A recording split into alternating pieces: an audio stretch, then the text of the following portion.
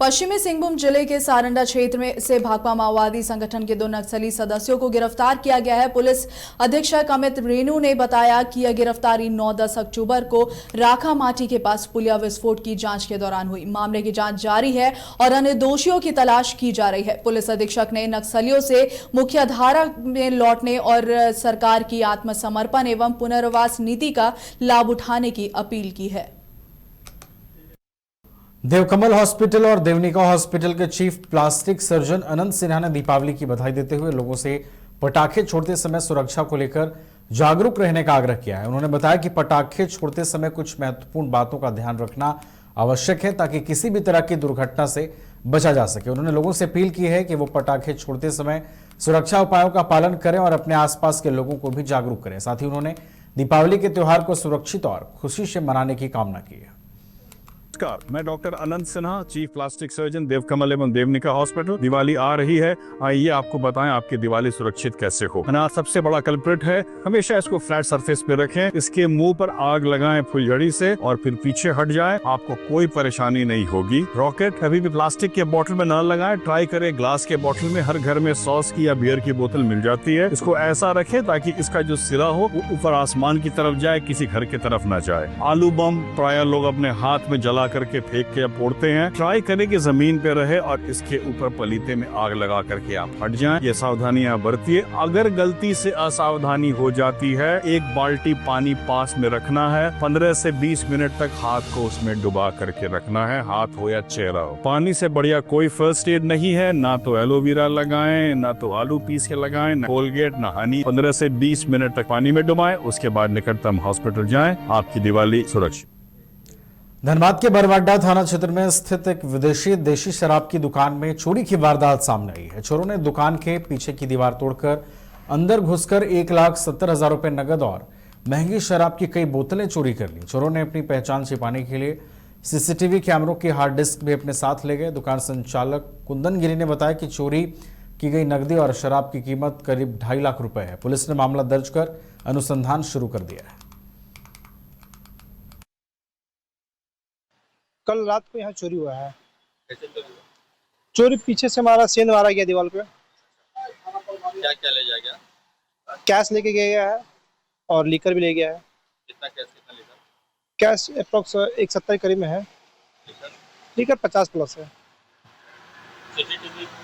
CCTV तो लगा हुआ है बट स्टोरेज लेके चला गया साथ में। रोटरी क्लब ऑफ धनबाद द्वारा संचालित जीवन ज्योति स्कूल के स्पेशल बच्चे दीपावली स्पेशल दिए बना रहे हैं। स्कूल प्रबंधन के मुताबिक इससे ये बच्चे भविष्य में आत्मनिर्भर हो पाएंगे। वहीं बच्चों ने कई आकर्षक दीप और दीपावली के लिए क्राफ्ट्स की प्रदर्शनी भी लगाई। स्कूल की प्राचार्य ने कहा कि हमारे स्कूल के स्पेशल बच्चों द्वारा दीपावली को स्पेशल तरीके से सेलिब्रेट किया जा रहा है। स्कूल की ओर से बच्चों को पढ़ाई के साथ साथ आर्ट एंड क्राफ्ट्स की भी शिक्षा दी जा रही है ताकि वो आत्मनिर्भर बन पाए।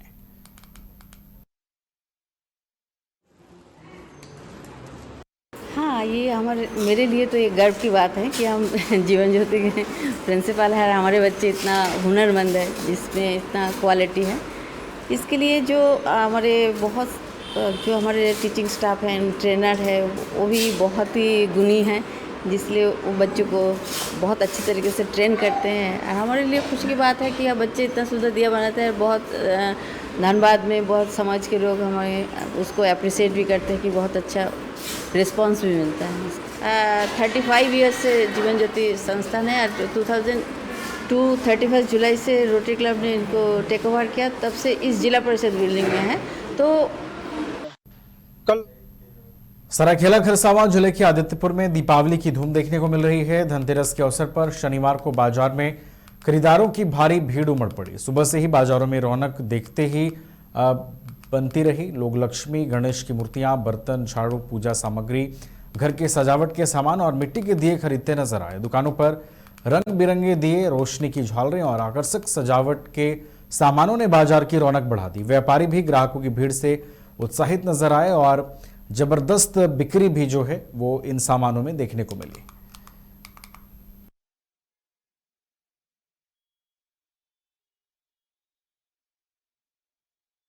जमशेदपुर में धनतेरस को लेकर लोगों में गजब का उत्साह देखने को मिल रहा है। बाजारों में सुबह से ही भीड़ देखने को मिली सोना चांदी के दाम आसमान छू रहे हैं, बावजूद लोग बाजारों में खरीदारी के लिए उमड़ते नजर आए।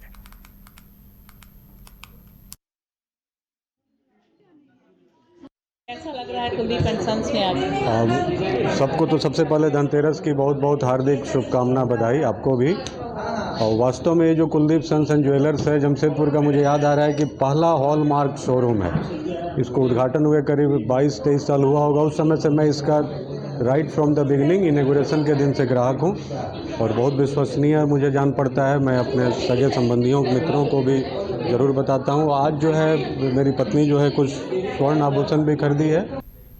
बोकारो के पेटरवार थाना क्षेत्र के लुकैया में एक बार फिर दर्दनाक सड़क हादसा हुआ, जहां सड़क किनारे खड़े 2 मोटरसाइकिल सवारों को बस ने टक्कर मार दी। इस हादसे में एक युवक की मौके पर ही मौत हो गई, जबकि दूसरा गंभीर रूप से घायल हो गया है। बता दें कि इसकी जगह पर महज 1 सप्ताह पहले ट्रक की चपेट में एक बुजुर्ग की मौत हुई थी। ग्रामीणों ने बताया कि इस स्थान पर लगातार सड़क हादसे हो रहे हैं, लेकिन विभाग और प्रशासन मौन है। उन्होंने दुर्घटना स्थल पर स्पीड ब्रेकर और चेतावनी संकेत लगाने की मांग की है।